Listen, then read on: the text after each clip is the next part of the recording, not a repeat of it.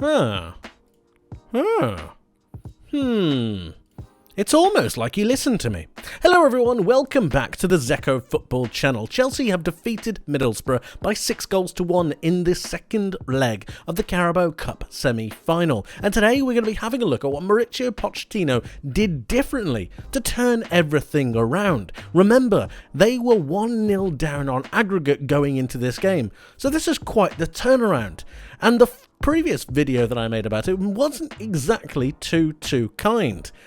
But we have some positives, and today we're going to be going through them. If you are new to the channel, please make sure that you subscribe, you like the video, and you turn on those notifications, because it really does help me out.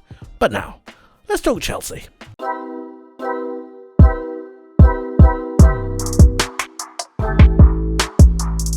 Okay, Chelsea 6, Middlesbrough 1. It was obviously a thrashing. So we're going to bypass that and talk about some of the major things that I noticed from Chelsea's point of view. Clearly it wasn't Middlesbrough's day. Clearly they have some issues. We'll go into those a little bit, but I want to focus on Chelsea from the get-go.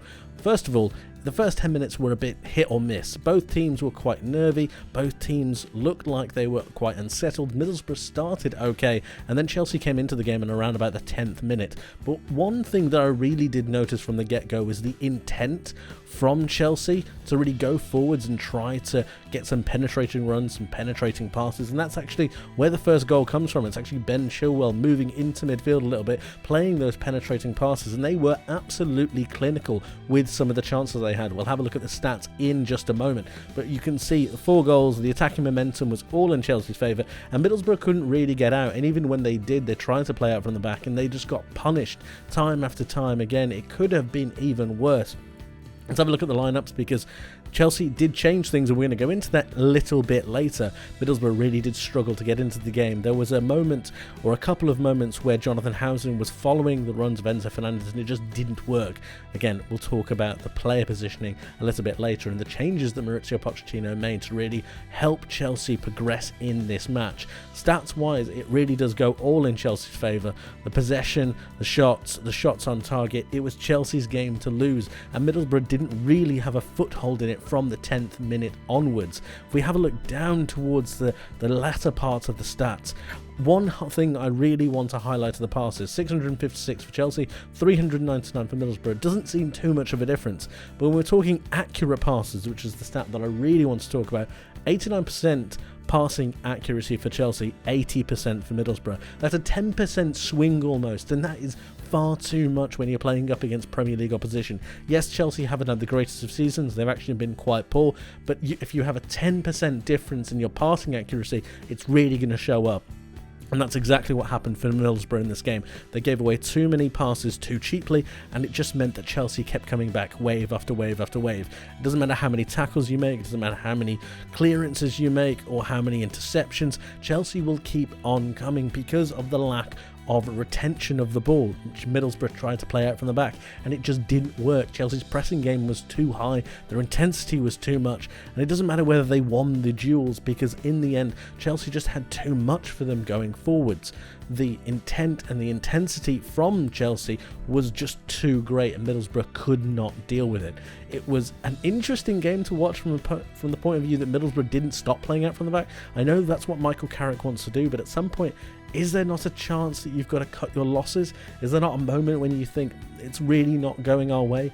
I thought Chelsea were well worth the win. A couple of really notable players, Cole Palmer and Enzo Fernandez, really did make it for me. They were pretty fantastic. Ben Chilwell made a brilliant cameo as well, especially in the first half. Mudryk, I expected to see a little bit more from. He still hasn't found his feet in this Chelsea setup. I thought Breuer did an okay job, but most of the time, I should say, it was the aggression from Chelsea that I was so impressed with. Mauricio Pochettino clearly was under pressure, the Chelsea players were clearly under pressure, and a lot of the time they've buckled under that pressure. But this time they didn't. It might have been because of the opposition, might have been because of the game plan. The game plan might not have worked, and it might have just suited Chelsea that little bit more. But they had to get the business done, and they did it with a flourish. 6-1 is quite the statement. Now I want to talk about the setup, because this is where it really changed for me. Mauricio Pochettino finally changed his starting lineup, and it was something that I think everyone had been asking for, and some extra tweaks. So let's go through them. Chelsea started out in a 4-2-3-1 formation, which is absolutely fine. That's completely normal. Petrovic in goal was okay. You had Disasi out on the right-hand side, which is the first real exclamation point for me. The first thing to go, whoa, something's a bit different here. Disasi can play at right back, he has done it previously, but this allowed for a little bit of rotation. It allowed for a bit of height. It also helped them to progress the ball forwards a little bit more. I liked Disasi's aggression. It was his aggression that helped Chelsea get one of their goals. We then have Thiago Silva out on this right hand side of a back two, a centre-back partnership of two. Colwill came in at left centre-back. Now, this is something that I'm sure Chelsea fans have been crying out for. It's something that I've wanted to see rather than be out on this left-back position. He moved infield as a centre-back and he looked so much more comfortable. Very good on the ball, passing very well, driving up when he needs to. Brilliant. And this was because of the facilitation of Ben Chilwell, who came back into the side and automatically his presence was noticed. His overlapping runs from Mykhailo Mudryk, who ended up coming infield, was extremely useful. And then we've also seen him drive infield with the ball, playing those passes. He's an extremely useful player and Chelsea just look a different side with him in it. Caicedo and Enzo Fernandez were the two centre midfielders, or the two holding players. But what was very different was the actual implementation of both of their roles. Cole Palmer obviously as the centre attacking midfielder, Raheem Sterling out on the right, Mudryk out on the left, and Breuer up front. But let's go back to Enzo Fernandez and Caicedo, in particular Enzo Fernandez's role, because when Chelsea were in possession, Cole Palmer moved over to the right hand side and Enzo Fernandez moved up a little bit, and this created a midfield three, but it was more inverted.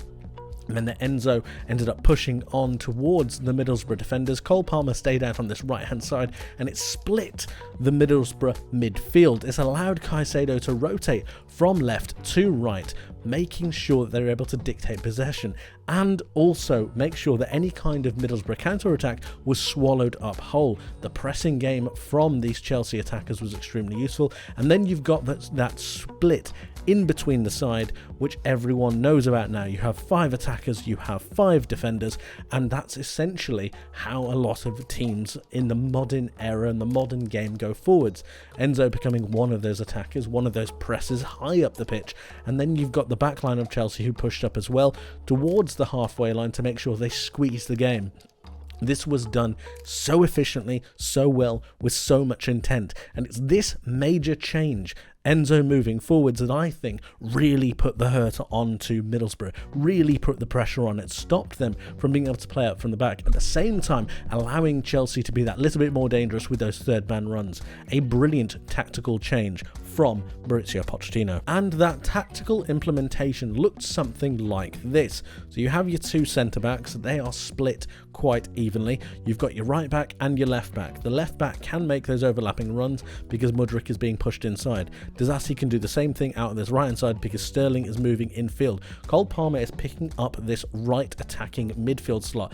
Enzo Fernandez is picking up the left attacking midfield slot. What this ends up doing is splitting Hausen and Barlaza, and it makes sure that there is space in between the Middlesbrough midfield. This allowed Chilwell to move infield and play that pass for the first goal. That's how it was created. Enzo Fernandez dragging Hausen away from his centre midfield position. What ended up happening is that Enzo ended up making those runs continuously. Hausen dropped back and it made Middlesbrough have something of a back 5. It was this kind of implementation that made so much space in the middle of the park and allowed Chelsea to rotate possession whenever they wanted. Caicedo moving forward or positioning himself onto Crooks, and it meant that they had so much more space to either drift infield or bring the ball round. They could take their time. There was always a free man. There was always a spare bit or pocket of space. And it's this implementation that not only made Chelsea that little bit more dangerous with the third man runs, but it also made sure that Chelsea always had an out. They always had an out ball. They always had the ability to switch, rotate, or recover and recycle possession whenever they needed to. And in the end, Middlesbrough just didn't have an answer to this equation. They didn't have anything to try and combat this. Enzo was the main real question mark in their defence, and they couldn't fix it. Finally, before we end, let's have a look at some of the goals, just to showcase the implementation of the changes that Mauricio Pochettino made in this side. This is just before the first goal. And the first thing I want to highlight is Enzo Fernandez's positioning.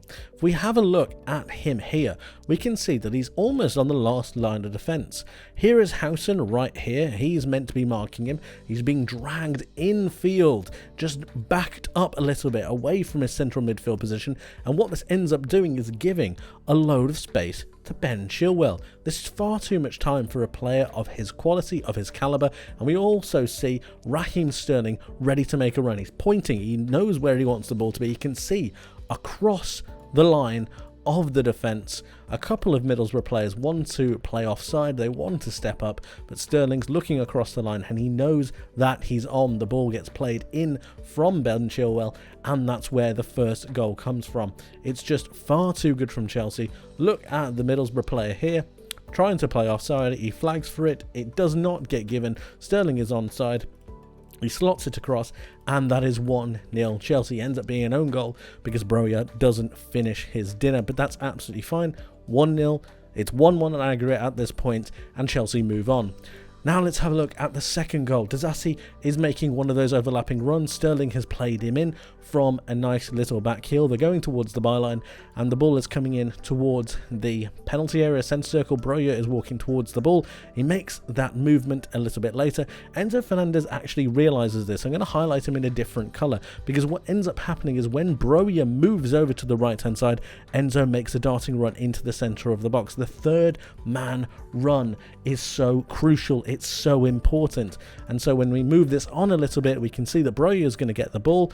He's going to line it up for Enzo, who makes that darting run towards the centre of the penalty area, and he slots it home. Again, brilliant movement, and he's only in that position because Mauricio Pochettino has unleashed him, allowed him to move forward and become that left attacking midfielder. He's still a centre mid, he still drops deep to pick up the ball. But when Chelsea have possession, he moves forwards, and it's that forward-thinking motion that's just giving Chelsea that little bit more impotence. Let's finally have a look at one more, and this is going to really showcase the aggression, the intensity that was in this Chelsea side, and it's highlighted by Disasi right here. He's going to come and intercept the ball from the Middlesbrough player after a wayward pass. He's going to take it and drive forwards, and it's the drive, the intent. I mentioned that at the start of this video. The intent that Chelsea showed was impeccable. He steals the ball and he's off, and then you've got 1, you've got 2, you've got 3, you've got 4 Chelsea players ready to sprint, ready to pounce on this Middlesbrough midfield. The 2 Middlesbrough midfielders are not ready for this. They're not ready to take this on, and they get overwhelmed. If we forward this a little bit more, we have Cole Palmer picking up the ball after a pass from Disasi, who ends up making a run, long busting run into the box. Raheem Sterling out to the right hand side is going to pick up the pass from Palmer and then progress the play on. Sterling picks up the ball and then manages to square it to Zassi, who makes a fantastic run into the box and then finishes with a treat. Chelsea's intent is the biggest thing that changed in this for me, and I can only put that down to Mauricio Pochettino. His tactics were spot on. He utilised Enzo Fernandez in a different way and managed to get a brilliant performance out of him. Not only did he manage to get a great pressing game from Chelsea, but he also managed to get Enzo Fernandez into a place where he was able to score some goals and create a lot of danger for or against Middlesbrough for Chelsea. It was a brilliant performance, and I think everyone now is expecting Chelsea to push on from this. They've now got a blueprint about how they can utilise one of their best players into a new position, and hopefully, for Chelsea's sake, Mauricio Pochettino is now coming to grips with the squad at his disposal. But let me know your guys' thoughts in the comment section below. How well do you think Chelsea played, and do you think they're going to be winning the Carabao Cup? Let me know your thoughts. I would love to hear from you. Thank you ever so much for watching. I hope you enjoyed, hope you learned something new, and I hope to see you in the next one. But until then, my friends, take care.